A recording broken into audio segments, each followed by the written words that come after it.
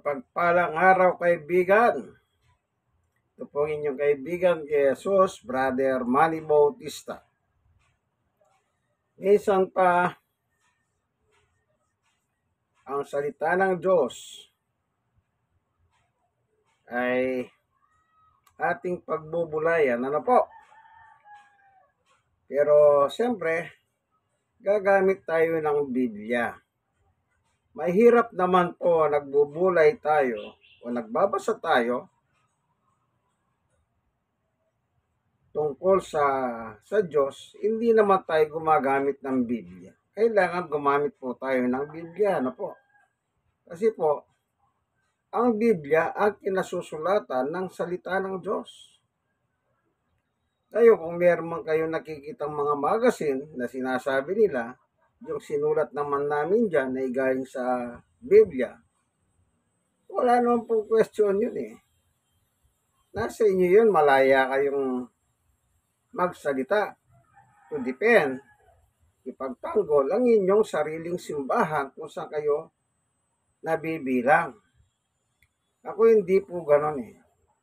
Meron din ako simbahan na kinabibilangan, pero hindi ko po pinopromote ang aming simbahan na kinabibilangan.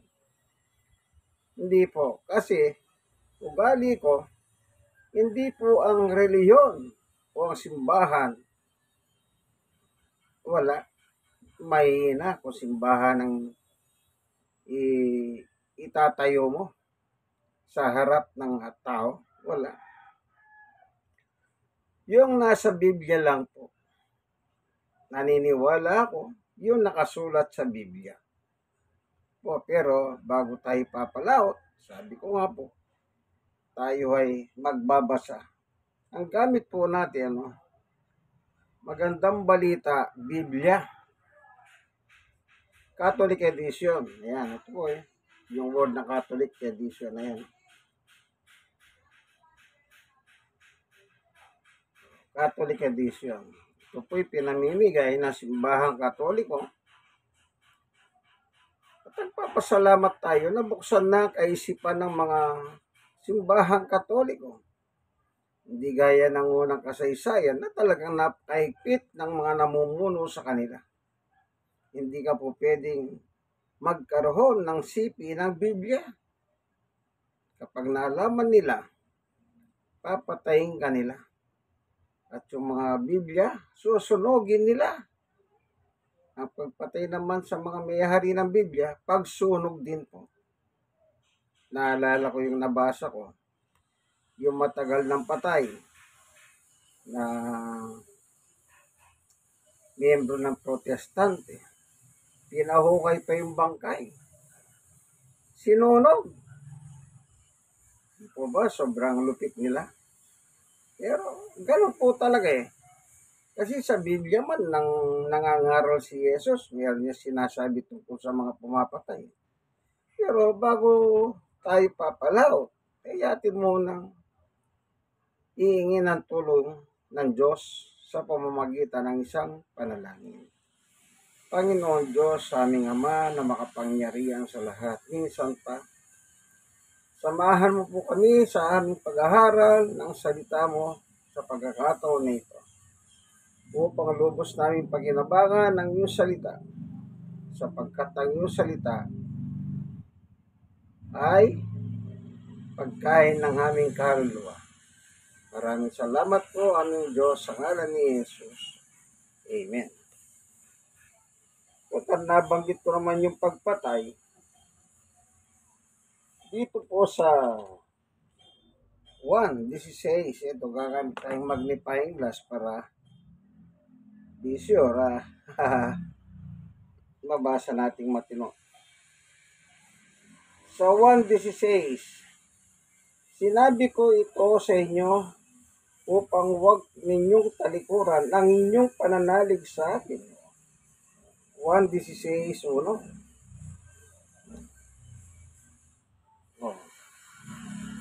Dos, ititiwalag kayo sa mga sinagoga. Darating ang panahon ng sino mang pumatay sa inyo ay maghahakalang naglilingkod siya sa Diyos. Kita niyo po, ano?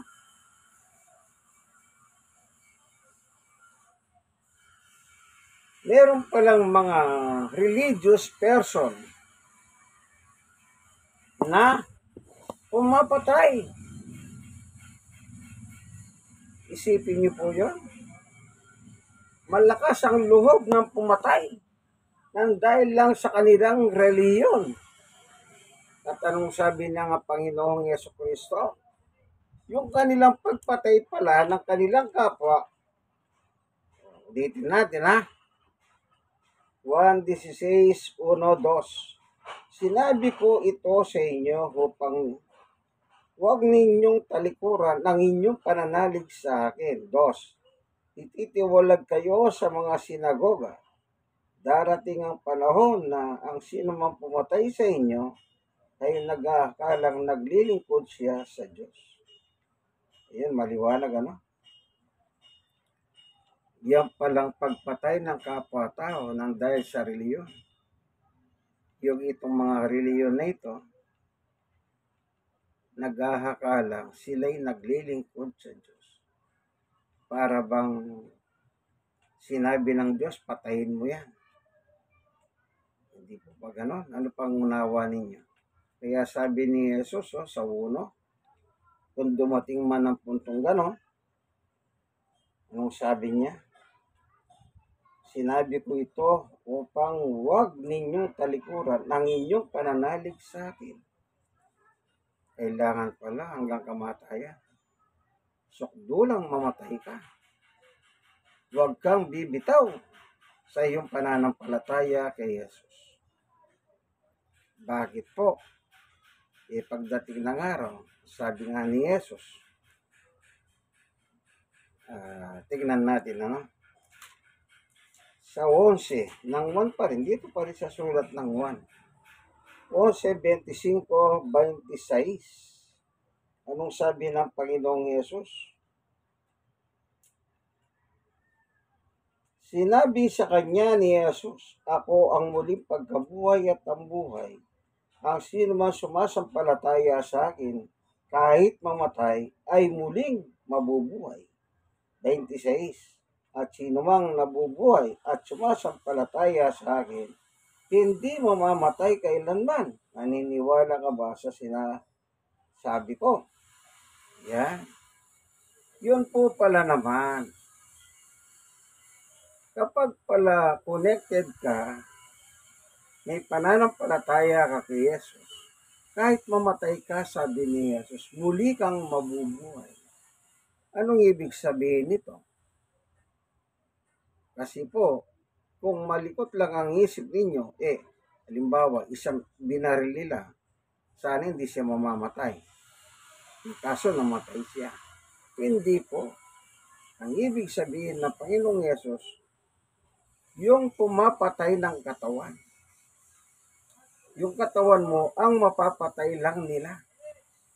Kaya sabi niya, muli kang mabubuhay.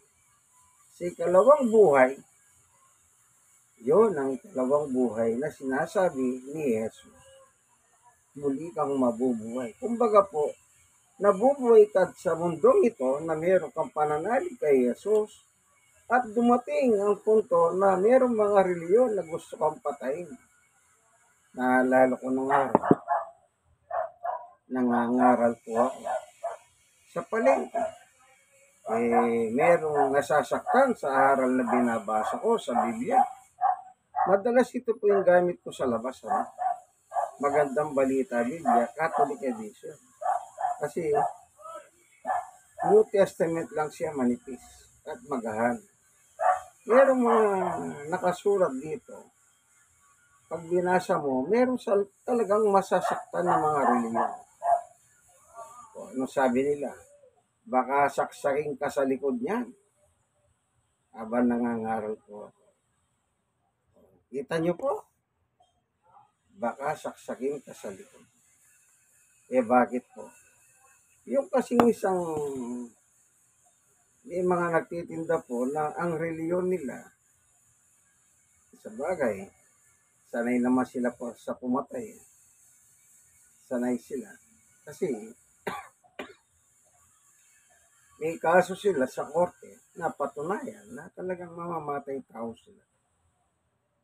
Tapos sasabihin pa nila, kung tunay na Kristiyano lamang ang pag-uusapan, kami ang tunay.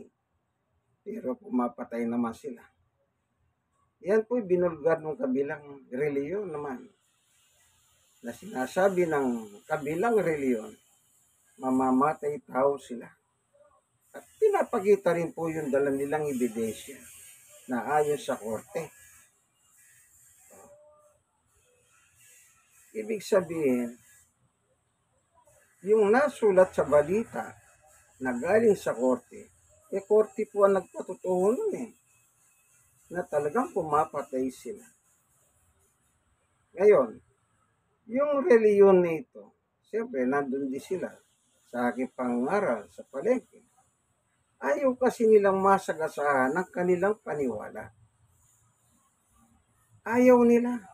Ang gusto nila, yung paniwala nila, yun ang tumayo sa harap ng tao. Hindi po pwede yon. Hindi po pwedeng ganon, ano? Kasi, unang-una, nagbabasa lang ako ng Biblia.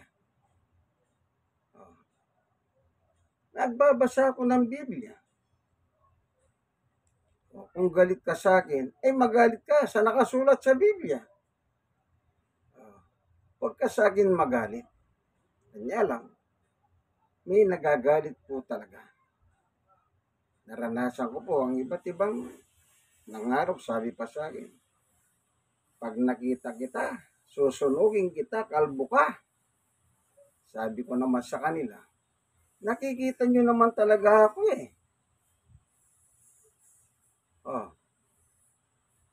Kayo, hindi ko naman kayo kilala, hindi ko kayo nakikita. Ngayon, ganitong gawin natin. Magdadala ko ng Biblia, o sabi nyo, may Biblia din kayo. Mag-Bible study tayo sa bahay nyo. I-Bible study natin yung pamilya mo at yung mga kaibigan mo, tabarkas mo na masamang manalita laban sa akin kako. Sabihin mo sa ka nakatira. Actually, yung mga yon, kahit naman i-search ko sila sa Facebook, madali ko ring malalaman Kasi sa Facebook nangyayari yung sagutan. Kanya lang, hindi ko na po ugaling kalkalin kung saan ko sila hanapin. Ang gusto ko, silang magpusa.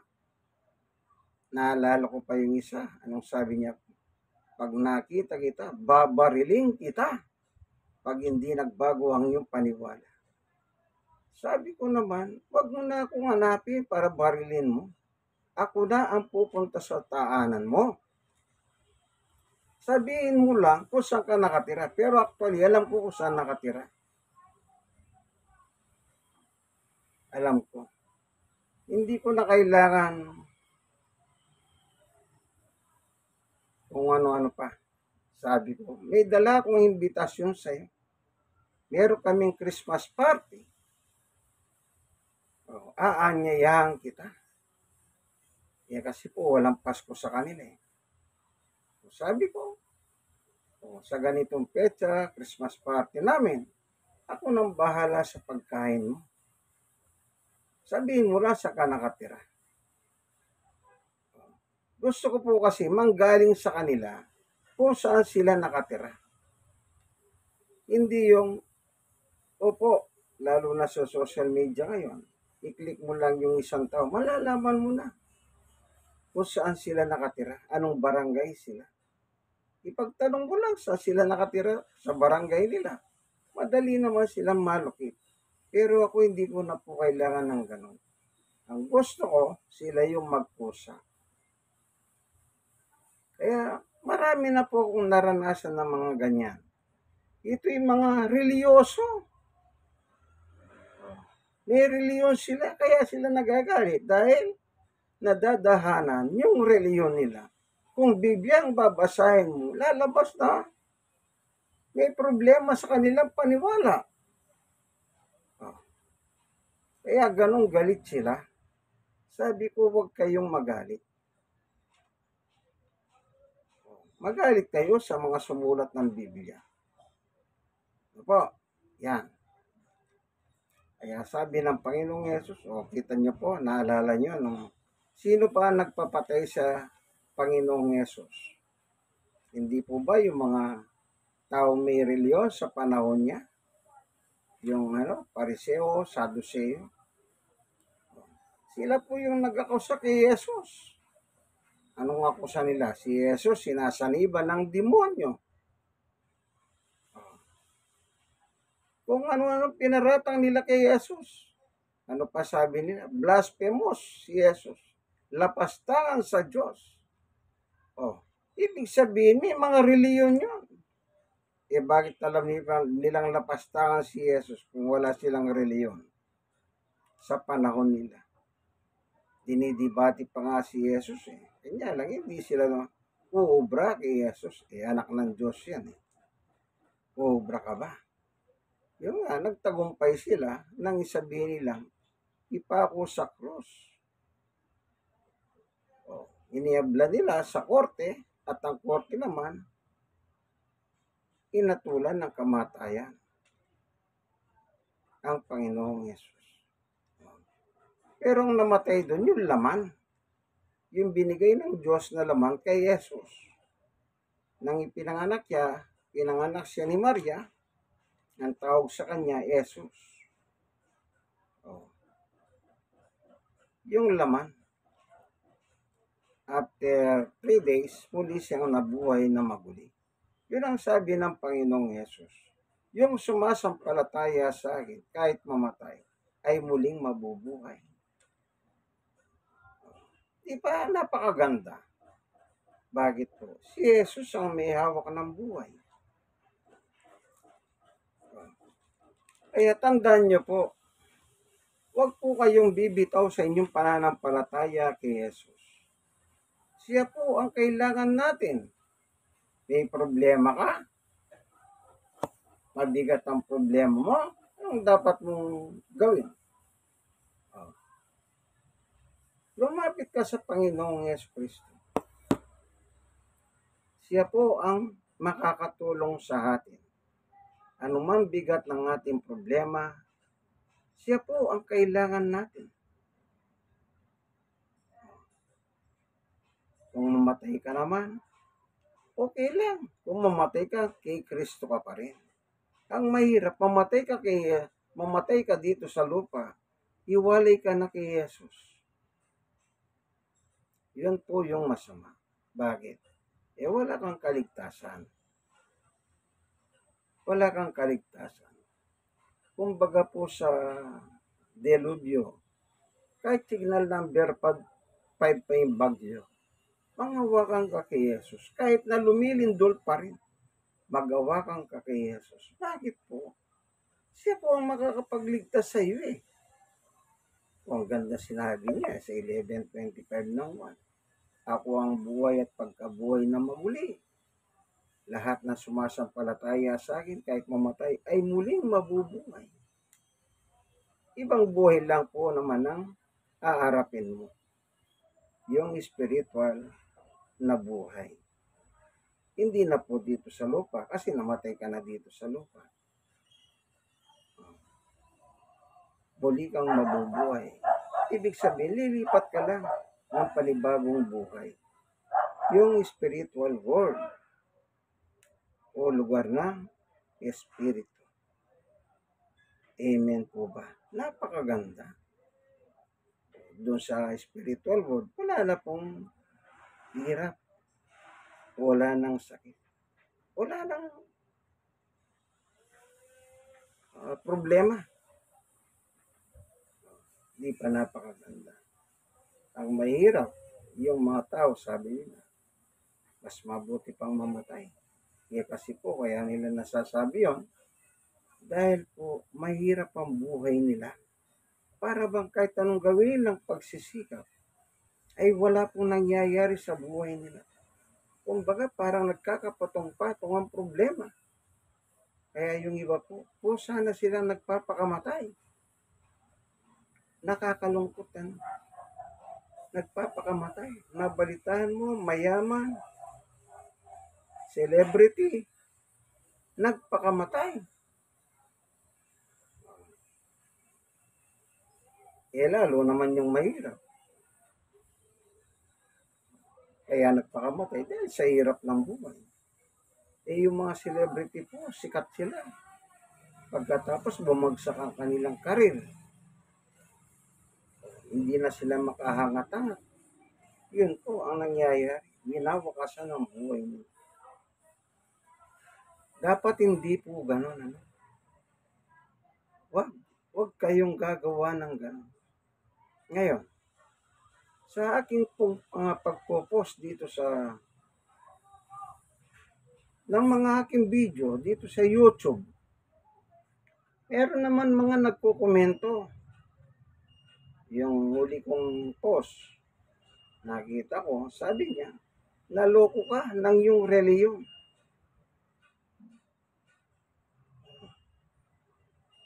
So sinagot ko siya, sana i-post mo kung saan ako naloko, kung ano yung sinasabi mong naloko ako ng iyong reliyon. Hindi yung sasabihin mo naloko ka ng iyong reliyon. Hindi mo naman pinopost kung ano yun. I-post mo. Paano kung mauunawahan? Oh. Paano kung maintindihan? Yung mga iba naman, sabi niya, dalawa ang Diyos mo. Sabi ko, buti ka pa, alam mo, dalawa ang Diyos ko. Pero itong sasabihin ko sa iyo, kahit ikaw, dalawa ang Diyos mo. Siguro hindi niya sukat akalain kahit mo sabihin sa kanya yun. Ngayon, sinabi ko, bakit dalawa ang Diyos mo? Hindi ko naman siya nakilala. Ako sabi ko, ang Diyos ko, sinabi mo, dalawa. Dalawa ang Diyos ko. Ang unang Diyos ay ang Diyos Ama. Ang isa, si Jesus, ay Diyos. Kaya dalawa ang Diyos ko. Diyos Ama at si Jesus ay Diyos. Binasa ko po kayo ng talata ng Biblia. Basahin po natin, ano? Kaya sabi ko, ang gusto mo bang makakita ng talata na si Jesus ay Diyos? Babasahin ko pa ako, ipopost ko pa. Yun, no? Wala eh.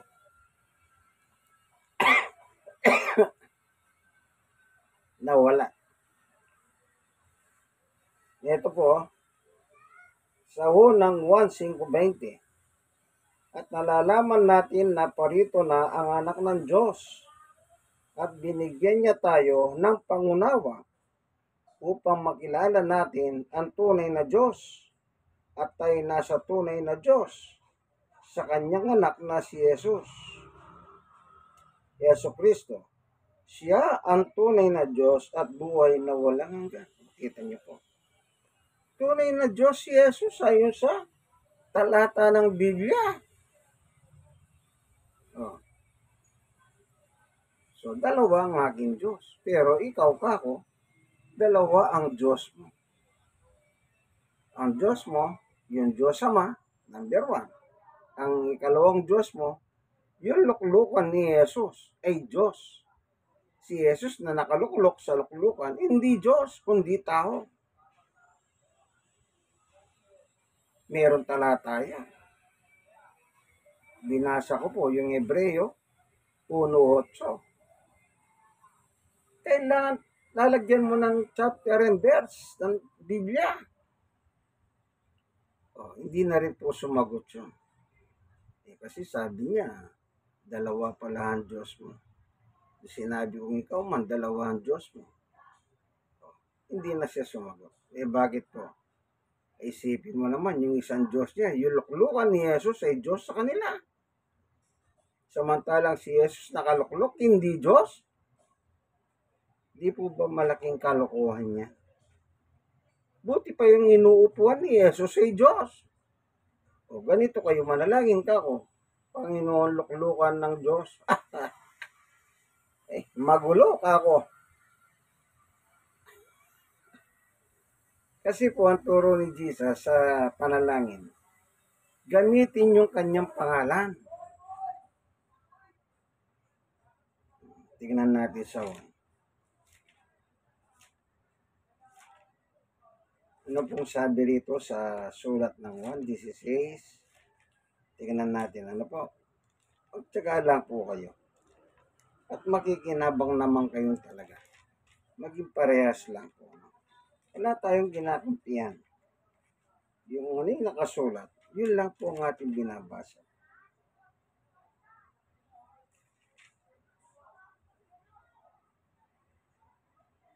Ito sabi ni Jesus. Ito, 1:16-23. Pakatandaan ninyo, ano mangingin ninyo sa Ama, sa aking pangalan ay ibibigay niya sa inyo. Anong sabi ni Jesus? Sa aking pangalan. Kung iiling kayo sa aking Ama, sabi niya.